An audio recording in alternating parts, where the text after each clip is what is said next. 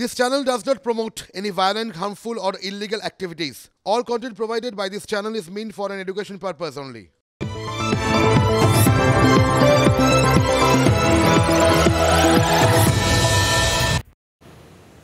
নমস্কার, TV9 বাংলা আপনাদের সকলকে স্বাগত। রাত 10:30 মানে নিউজ টপ 9 আর গুরুত্বপূর্ণ খবরের ব্রেকিং থাকে। আজকেও রাত 10:30টাতে আমাদের প্রথম ব্রেকিং কি প্রথমে আপনাদের সামনে একটু তুলে ধরবো বিগ ওয়ালের মাধ্যমে। আমি এবার পিসিআরকে রিকোয়েস্ট করি বিগ ওয়ালের মাধ্যমে দুটো ব্রেকিং তুলে ধরতে। রাত 10:30টার আমাদের প্রথম ব্রেকিং অবশ্যই আমরা চোখ রাখবো হাওড়ার দিকে, কারণ সেখানে ডুমুর জলাতে ক্রিসমাস কার্নিভাল বন্ধ হয়ে গিয়েছে পার্কিং নিয়ে বিবাদের জেরে। পরিস্থিতি এমন যে ক্রিসমাস কার্নিভাল বন্ধ করে দিতে হয়েছে, নিরাপত্তার অভাব, তাই কার্নিভাল বন্ধের সিদ্ধান্ত নেওয়া হয়েছে। 12 দিন চলার কথা থাকলেও 5 দিনেই কার্নিভাল বন্ধ হয়ে গেল। কি কারণ, কি এমন পরিস্থিতি হলো, তার ডিটেলস আপনাদের সামনে তুলে ধরবো। আর এরপর আমাদের আজকে রাত 10:30টার দ্বিতীয় ব্রেকিং আপনাদের সামনে তুলে ধরি। তাহলে রাজ্য পুলিশের নতুন ডিজি রাজীব কুমার আগামী কাল থেকে তিনি দায়িত্ব হাতে পাচ্ছেন। কাল থেকেই ডিজির দায়িত্ব নেবেন রাজীব কুমার। এই খবর আমরাই প্রথম আপনাদের সামনে ব্রেক করি। রাজীব কুমার তিনি রাজ্য পুলিশের ডিজি হচ্ছেন এবং তারপরই আমরা দেখলাম কুণাল ঘোষ বিস্ফোরক মন্তব্য করলেন যে কারণ নির্দেশে তার মতো নির্দোষকে যেন বলি না দেন। এই প্রশ্ন তুলেছেন কুণাল ঘোষ। কি কারণে বললেন, কোথার থেকে ক্ষোভ বেরিয়ে এলো, কার দিকে ইঙ্গিত করলেন, তারও ডিটেলস নিয়ে আমরা আলোচনা করব। তবে প্রথমে একটু হাওড়ার দিকে চোখ রাখি। যেমনটা বললাম, পার্কিং নিয়ে গন্ডগোল, তার জেরে নিরাপত্তার অভাব এবং সেজন্যে অনির্দিষ্ট সময়ের জন্য ডুমুরজলার ক্রিসমাস কার্নিভাল সেটি বন্ধ হয়ে গেল। কি এমন ঘটনা ঘটলো যে 12 দিনে কার্নিভাল 5 দিনে বন্ধ করে দিতে হলো? সুব্রত আমাদের সঙ্গে রয়েছেন। সুব্রত, একেবারেই দেখো, 22শে ডিসেম্বর হাওড়ার ডুমুরজলায় যে ষষ্ঠী নারায়ণ যে নতুন ইকো পার্ক তৈরি হয়েছিল, সেই ইকো পার্কেই কার্নিভাল ঘোষণা করা হয়েছিল। অর্থাৎ 2রা জানুয়ারি অবধি সেই কার্নিভাল চলার কথা ছিল। মাঝপথেই কিন্তু তার কাটলো। তার মূল কারণ হলো যে অবৈধভাবে পার্কিং নেওয়াকে কেন্দ্র করে বচসা মন্ত্রী মনোজ তিওয়ারির কাছে মানুষজন নালিশ জানায় যে সেখানে HMCর নামে কোনো বিল কেটে সেখানে অবৈধভাবে পার্কিং নিচ্ছে বেশ কয়েকজন অসাধু ব্যক্তি, এবং তারই প্রতিবাদ করতে গিয়ে আজকে বচসা গড়ায়। এবং যার জেরে কিন্তু হাওড়া কর্পোরেশনের যিনি দায়িত্বপ্রাপ্ত আধিকারিক রয়েছেন তিনি কিন্তু মঞ্চে উঠে সরাসরি তিনি অনির্দিষ্টকালের জন্য এই কার্নিভাল বন্ধ করে দেওয়ার কথা ঘোষণা করেন। তোমাকে জানিয়ে রাখবো যে কার্নিভাল উদ্বোধনে মন্ত্রী নাগরিক ফিরাদ হাকিম এসেছিল এবং জেলা শাসক মন্ত্রী অরূপ রায় উপস্থিত ছিলেন এবং কর্পোরেশনের আরও আধিকারিকরা ছিলেন। সেই কার্নিভাল কিন্তু হঠাৎ করে এই পার্কিং ইস্যুকে কেন্দ্র করে একটা বলা যেতেই পারে যে শাসক দলের গোষ্ঠী কোন্দলের জেলেই কিন্তু এই কার্নিভাল কিন্তু মাঝপথেই স্থগিত রাখতে হলো। বেশ, ধন্যবাদ। কয়েকদিন আগে এইখানে পার্কিং রিলেটেড রাত্রিবেলা ছেলেদের মধ্যে মারপিট হয়েছে। ছেলেদের মধ্যে মারপিট হওয়ার পর দুটো ছেলে অনেক বাজেভাবে আঘাত হয়, হসপিটালাইজেশন, পুলিশ কেসও হয়েছিল। পরে আমাকে জানানো হয়েছিল এই বিষয়টা হয়েছিল পার্কিং নিয়ে হয়েছিল লড়াইটা। সবাই মিলেমিশে না একটা চক্রান্ত করার চেষ্টা করছে। দেখুন, একটাই বক্তব্য আমার, সেটা হচ্ছে যদি কোনো সমস্যা হয়েও থাকে, আমি পার্কিং নিয়ে যদি কোনো ইস্যুস থাকে, আমার বক্তব্য হচ্ছে আমরা একসাথে বসে কথা বলে মিটিয়ে নিতে পারি। আমি এটাই বুঝি। আমার বক্তব্য একটাই যে যদি পার্কিং নিয়ে প্রথম কথা এখানে কোনো ইস্যু হচ্ছে না, বন্ধ হয়ে গেল তো হঠাৎ করে শুনলাম, জানি না সেটা যেমন ঠিক বলতে পারবো না। উনি বললেন তো হঠাৎ করে বন্ধ করে দিতে আমি বাধ্য হচ্ছি। এরপরে আসি রাজীব কুমারের খবরে। রাজ্য পুলিশের সর্বোচ্চ পদে তিনি বসতে চলেছেন। রাজ্য পুলিশের ডিজি হচ্ছেন রাজীব কুমার। আজই রাজ্য পুলিশের ডিজি পদে মনোজ মালব্য, তার মেয়াদ শেষ হয়েছে। কাল থেকেই ডিজির দায়িত্ব নেবেন রাজীব কুমার। রাজীব কুমার এমন একজন IPS অফিসার যার চাকরির প্রথমার্ধ অসাধারণ দক্ষতার জন্য প্রশংসিত এবং দ্বিতীয়ার্ধ একেবারে বিতর্কে মোড়া। আন্তর্জাতিক সীমান্তে অপরাধী ধরতেও রাজীব কুমারের নিজস্ব নেটওয়ার্ক প্রশংসা কুড়িয়েছে। কিন্তু সারদা কাণ্ডে জেরে হওয়া বিতর্ক এখনও তার পিছু ছাড়েনি। সূত্রের খবর, IT সচিব থাকার সময়ও মুখ্যমন্ত্রী একাধিক বড় সিদ্ধান্ত নেওয়ার ক্ষেত্রে রাজীব কুমারের উপরই ভরসা করেছেন। IPS পোস্টিংয়ের ক্ষেত্রেও তার মতামতের গুরুত্ব দিতেন মুখ্যমন্ত্রী। কিন্তু সাম্প্রতিক সময় রাজ্যের পুলিশ কর্তাদের একাংশের সঙ্গে রাজীব কুমারের সম্পর্ক শীতল। আর রাজীব কুমার ডিজি হতেই বিস্ফোরক কুণাল ঘোষ। সৌজন্যের মোড়কে উগড়ে দিলেন ক্ষোভ। বললেন উনি দক্ষ প্রশাসক, ভালো থাকুন, কারণ নির্দেশে আমার মতো নির্দেশকে বলি দেবেন না। মন্তব্য কুণাল ঘোষের। সারদা মামলাতে গ্রেফতার হয়েছিলেন কুণাল, আর সে সময় রাজীব কুমার ছিলেন দায়িত্বে। সেই রাজীবই আবার দায়িত্বে এলেন। কার দিকে ইঙ্গিত করলেন তৃণমূল মুখপাত্র? উনি ডিজি পদে এসছেন, নিশ্চয়ই ভালো খবর। একজন IPS, দক্ষ IPS, তো ভালো থাকুন, ভালো করে কাজ করুন, শুধু দেখবেন যে আমার মতো কোনো নির্দোষকে যেন কারুর না কারুর নির্দেশে কখনো বলি দিতে যাবেন না, তাহলে কিন্তু তার থেকে তার পরের দিনগুলো ভগবান ভালো দেন না। উনি যা আজকে বললেন তার স্পষ্ট ইঙ্গিত যে মুখ্যমন্ত্রীর নির্দেশে রাজীব কুমার তখন কমিশনার পুলিশ ছিলেন, তিনি কুণালকে গ্রেপ্তার করেছিলেন। কুণালের সেই ব্যথাটা জেগে উঠেছে, তাই তিনি বললেন দেখবেন কারো নির্দেশে আমার মতো একজন নিরপরাধকে হেনস্থা করবেন না। তা সত্ত্বেও কিন্তু উনি এই শাসক দলের মুখপাত্র। আসছি পরে খবরে। রাজীব কুমার ডিজি হতেই বিরোধী দলগুলোরও সুর চড়া। সারদার তথ্য প্রমাণ লোপাটের পুরস্কার পেয়েছেন রাজীব, খোঁচা দিয়েছেন শুভেন্দু। মোদি মমতার পছন্দেই ডিজি হয়েছেন রাজীব কুমার, তোপ দেখেছেন সুজন। গোটা রাজ্যটাই দুর্নীতিবাজদের হাতে চলে গিয়েছে, মন্তব্য বিকাশের। সারদার এভিডেন্স নষ্ট করে রাজীব কুমার মমতা ব্যানার্জিকে এখনো বাইরে থাকার সুযোগ করে দিয়েছিলেন। তিনি প্রতিদান দিচ্ছেন। আমি সিবিআইকে বলবো সুপ্রিম কোর্টে মামলা কেন উঠছে না। সুপ্রিম কোর্টে যে মামলা পেন্ডিং আছে এই মামলা তোলার ব্যবস্থা করুন, নইলে পশ্চিমবাংলার আমরা জনগণ সুপ্রিম কোর্টে যাতে মামলা ওঠে তার জন্য আমরা যা করার করব।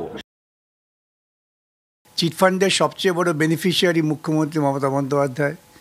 চিটফান্ডের একজন অভিযুক্ত, তিনি তৃণমূলের মুখপাত্র। চিটফান্ডে আরেকজন অভিযুক্ত, তিনি হচ্ছেন রাজ্যের পুলিশ প্রধান, ডিজিপি। এত সুন্দর দুর্নীতির পরিকাঠামো পশ্চিমবঙ্গে যা তৈরি হয়েছে তা ইতিপূর্বে ভারতবর্ষে কোনো রাজ্য দেখেনি। মুখ্যমন্ত্রী থেকে শুরু করে দলীয় মুখপাত্র, রাজ্যের পুলিশ প্রধান, প্রত্যেকে দুর্নীতিগ্রস্ত।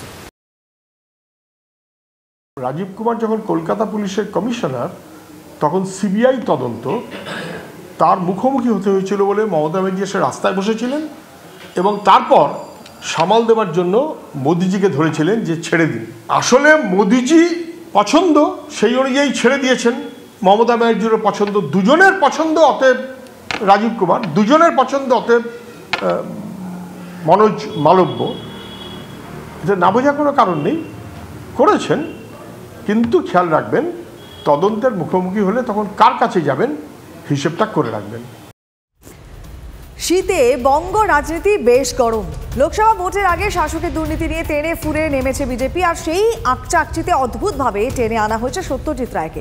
তিনি বেঁচে থাকলে দুর্নীতি নিয়ে সিনেমার নাম কি দিতেন, এই নিয়ে বিজেপি তৃণমূলকে একে অপরকে খোঁটা দিতেই ব্যস্ত থাকলো। सत्यजीत रे की वो मूवी हीरक राजा की चर्चा होती थी। आज तो सत्यजीत दा है नहीं, अगर होते तो टाइटल बनाकर हीरक रानी बनाने का जरूर काम। হীরক রাজার দেশের সঙ্গে নরেন্দ্র মোদীর দেশের মিল আছে এবং 2024-এর ভোট হচ্ছে দড়ি ধরে মারো টান, রাজা হবে খান খান।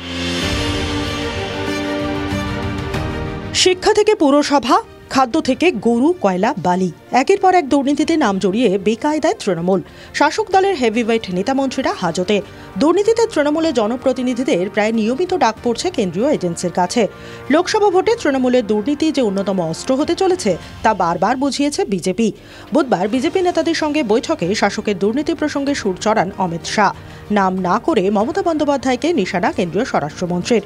টানেন সত্যজিৎ রায়ের সিনেমার প্রসঙ্গ। सत्यजीत रे की वो मूवी हीरक राजा की चर्चा होती थी। आज तो सत्यजीत दा है नहीं, अगर होते तो टाइटल बनाकर हीरक रानी बनाने का जरूर काम कर। অমিত শাহ দেখানোর পথে তৃণমূলকে আক্রমণ করেছেন শুভেন্দু অধিকারী। পাল্টা কুণালের তোপ, হীরক রাজা আসলে মোদি। তিনি জিজ্ঞেস করেছেন সবচেয়ে বড়িয়া ভ্রষ্টাচারী কোন হ্যায়, আমরা বলেছি চোর মমতা, চোর মমতা। তিনি বলেছেন হীরক রাজা ছিল, সত্যজিৎ রায় বেঁচে থাকলে হীরক রানী লিখতেন আরেকটা, আমরা বলেছি হীরক রানী, বাই বাই। এগুলো সব শিখিয়ে দেয়া। সত্যজিৎ রায়ের বাকি 4টে সিনেমার নাম বলতে পারবেন অমিত শাহ? কে কোন চিরকুট গুঁজে দিচ্ছেন, তো অমিত শাহ এটা জেনে রাখলে ভালো করবেন। সত্যজিৎ রায় যে মানসিকতা নিয়েছিলেন, তিনি হীরক রাজাকে নিয়ে বই করেছিলেন। বিরোধী দলগুলি বারবার অভিযোগ করে বাংলায় দুর্নীতিতে জড়িয়ে তৃণমূলের উপরতলা। রাঘব বোয়ালদের ধরার দাবি ওঠে বারবার। শাসকের দুর্নীতিকে হাতিয়ার করে ভোটের প্রচারে ঝাঁপাতে চলেছে BJP. Bureau report, TV9 Bangla.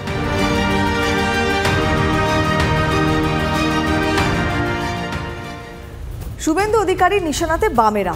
বাংলার শিল্পের সর্বনাশে শুরু হয়েছে বামেদের আমলে। 1 কোটি বেকার সৃষ্টি করে 2 লক্ষ কোটি টাকা ঋণের বোঝা চাপিয়ে বাংলাকে ধ্বংস করে গেছে বামেরা। বামেদের কড়া ভাষায় আক্রমণ বিরোধী দলনেতার। শুভেন্দুর মন্তব্যের পাল্টা তৃণমূল বিজেপিকে একযোগে নিশানা বাম নেতা সুজন চক্রবর্তীর।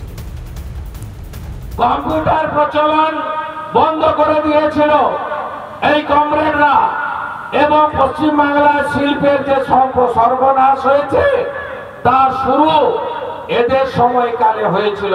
1 কোটি বেকার পশ্চিমবাংলায় সৃষ্টি করে 2 লক্ষ কোটি টাকা ঋণের বোঝা চাপিয়ে বাংলাকে ধ্বংস করে চলে গেছে। এ কথাটা সত্য। সিপিএম চাকরি পেয়েছে, তাদের নেতাদের ক্যাডারদের চাকরি দিয়েছে চিরকুটে, আর তৃণমূল চাকরিগুলো বেচেছে। অর্থাৎ কয়েনের এদিক যা ওদিক তাই। হঠাৎ বোঝা গেল যে শুভেন্দু অধিকারীর প্রাণে খুব কষ্ট হয়েছে। এইসব দেখে শুনে বুঝতে পারছেন যে তৃণমূল আর বিজেপি আর তৃণমূল এই বাইনারির বাইরে মানুষ বেরোতে চাইছেন, সেই কারণে ওনার খুব কষ্ট হয়েছে। ফলে বাম আমল কত খারাপ ছিল ইত্যাদি ইত্যাদি, কম্পিউটার তুলে দিয়েছে ইত্যাদি। সেক্টর 5 নাম শুনেছেন ভাই? বাম আমলে সেক্টর 5 পর্যন্ত বাম আমলে, আর গত 12 বছরে কিন্তু একটা সেক্টর 6 হলো না। হাল কোথায় গেছে নিজের দিকে তাকান আর মমতা ব্যানার্জির দিকে তাকান, তাকিয়ে বলুন যে মমতা ব্যানার্জির নেতৃত্বে বাংলার কি সর্বনাশটা হলো। এগোচ্ছিল বাংলা, ধ্বংস করা হচ্ছে বাংলাকে। গুসকরা মহাবিদ্যালয়ের প্রাক্তন ছাত্রের কীর্তিতে একেবারে চক্ষু চড়ক গাছ। অধ্যক্ষ সুদীপ চ্যাটার্জি সই করা কলেজের লেটার হেডে 3য় বর্ষের ছাত্রীকে প্রেমের প্রস্তাব প্রাক্তন ছাত্রের। সামাজিক মাধ্যমে এই লেটার হেড ভাইরাল হয়েছে। শোরগোল পূর্ব বর্ধমানের গুসকরা মহাবিদ্যালয়। লেটার হেডে নোটিশ আকারে ছাত্রীকে দেওয়া হয়েছে প্রেমের প্রস্তাব। লেটার হেড সামাজিক মাধ্যমে ভাইরাল হতেই কলেজের সুনাম নিয়ে প্রশ্ন উঠছে। এই ঘটনায় কলেজের শৃঙ্খলা রক্ষা ও কলেজ ওয়েলফেয়ার কমিটি তড়িঘড়ি তদন্তে নামে। তদন্তে কলেজ কর্তৃপক্ষ জানতে পারে লেটার হেড এডিট করেছিল প্রাক্তন ছাত্র। এই ঘটনায় যুক্ত 2 ছাত্রীকেও সাময়িকভাবে বহিষ্কারের সিদ্ধান্ত কলেজের। পুলিশের দ্বারস্থ হচ্ছে কলেজ কর্তৃপক্ষ। ছেলেটাকে চিনতাম বলতে সেরকম যোগাযোগ ছিল না ছেলেটার সাথে, মুখ চেনা ছিল, এমনি বিষয়ে কিছু জানা সেরকম না। আমাকে হোয়াটসঅ্যাপে পাঠিয়েছে, আমার নাম্বার কোথাও থেকে জোগাড় করেছে। এরপর আমাকে হোয়াটসঅ্যাপে আগেও প্রস্তাব দিয়েছিল, আমি না বলায় তারপর এরকম করেছে। আমি বুঝতে পারিনি জিনিসটা এরকম হয়ে যাবে। আমি শুধু মজার ছলায় আমি ভেবেছিলাম এডিট করে দিয়েছি, আমি এত সিরিয়াস ভাবিনি জিনিসটা। আজকে কলেজে প্রিন্সিপাল স্যার এবং কয়েকজন স্যার আমাকে ডেকেছিল, তো সেই কারণে আজকে কলেজে আসা। দিন কয়েক আগে আমি কলেজের নাম ও প্রিন্সিপালের সিগনেচার ব্যবহার করে কপি করে একটা ভুল নোটিশ বানিয়েছিলাম, যেটার জন্য কলেজের অত্যন্ত মানহানি হয়েছে। তো সেই কারণে আজকে কলেজের প্রিন্সিপাল ও পরিচালনা সমিতি আমাকে ডেকেছিল। বন্ধুদের সাথে যে ইয়ার্কি ঠাট্টাগুলো হয়, সেই ইয়ার্কি ঠাট্টার জন্য বন্ধুদের সাথে কৌতুক করার জন্য নোটিশটা আমার করা ছিল। জঘন্যতম একটা ভুল করেছি আমি, জঘন্যতম, যে ভুলের কোনো ক্ষমা হয় না। সকলের সামনে ওই ক্যান্ডিডেটদের প্রশ্ন করেন এবং সেই প্রশ্নের উত্তরে ক্যান্ডিডেটরা আমাদেরকে জানায় যে একটি ইয়ার্কির ছলে অথবা বুঝতে না পেরে তারাই এই কাণ্ডটি করেছে এবং তারা লিখিতভাবে ক্ষমা প্রার্থনা করেছে সমস্ত ঘটনার সত্যতা স্বীকার করে। আগামী শিক্ষাবর্ষ থেকে আর বৈধ নয় এমফিল ডিগ্রি। বিশ্ববিদ্যালয়গুলিতে ভর্তি বন্ধের নির্দেশ ইউজিসি জানিয়েছে, নতুন শিক্ষানীতি অনুযায়ী এমফিলের আর কোনো বৈধতা থাকবে না। আগামী শিক্ষাবর্ষ থেকে আর যেন এই পাঠ্যক্রমে পড়ুয়াদের ভর্তি না করে কোনো বিশ্ববিদ্যালয়। বিবৃতিতে ইউজিসি স্পষ্ট করেছে, কেন্দ্রের চাপিয়ে দেওয়া ফতোয়া মানব না। মন্তব্য শিক্ষামন্ত্রী ব্রাত্য বসুর। এগুলো তো কেন্দ্রীয় সরকারের এক ধরনের ফতোয়া চাপিয়ে দেওয়া, এই ফতোয়া আমরা মানব না। আমাদের সিলেবাসের ক্ষেত্রে আমরা পরিষ্কারভাবে আমাদের যে স্টেট এডুকেশন পলিসি, আমাদের বিশেষজ্ঞরা যেটা বলেছেন আমরা সেই গাইডলাইন মেনে চলি। পরে খবর, রাজ্যের পরবর্তী মুখ্য সচিব হচ্ছেন বিপি গোপালিকা। সূত্রের খবর, মন্ত্রিসভার বৈঠক এমনটাই জানিয়েছেন মুখ্যমন্ত্রী। এবছর শেষ হওয়ার সঙ্গে সঙ্গে রাজ্যে বর্তমান মুখ্য সচিব হরিকৃষ্ণ দ্বিবেদীর বর্ধিত মেয়াদ শেষ হয়ে যাবে। তারপর থেকে নতুন মুখ্য সচিব দায়িত্ব নেবেন বিপি গোপালিকা। খবর সূত্রের। মুখ্য সচিবকে দ্বিতীয়বারের এক্সটেনশন যাওয়ার জন্য পিসিমণি ফাইল পাঠিয়েছিল।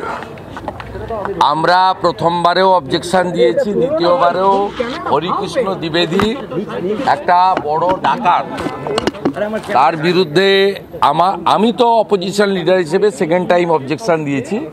আমি অত্যন্ত খুশি যে ভারত সরকার দ্বিতীয়বারের এক্সটেনশন রিজেক্ট করেছে।